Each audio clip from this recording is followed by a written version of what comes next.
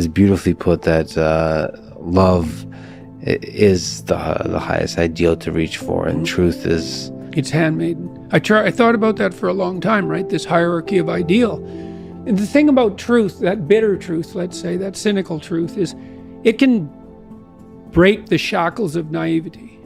And actually, a burnt cynicism is a moral improvement over a blind naivety, even though one is in some ways positive, but only because it's protected, and the other is bitter and dark, but still better. But you're not done at that point, you're just barely started. I think optimally we exist to have something like a playful adventure, right? We're built for an optimal challenge. It's partly why we like to play, because in play you find an optimal challenge. It's almost like the definition of play. And so if you can organize yourself and the world optimally, then you have adventure.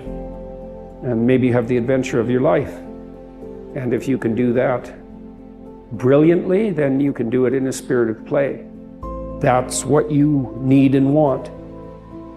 I saw an endless repetition in my clinical practice and in my own private life, when my eyes were open, the consequences of not saying what was true.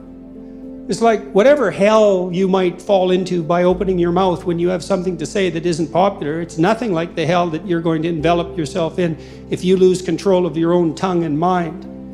And like I said, in my clinical practice, I never saw anyone get away with anything even once. And so all you have in a situation like that is what is the truth. Now, of course, you only have your approximations to the truth, but that's better than nothing. And so you need to be afraid of the right thing, and you should be afraid of contaminating your soul with deceit. That's what you should be afraid of. What happens is, garbage in, garbage out, the old programmer saying goes, and so you'll fill your head with nonsense and no one will call you on it except you, but you can still that voice if you try hard enough. You just wait until you get in real trouble.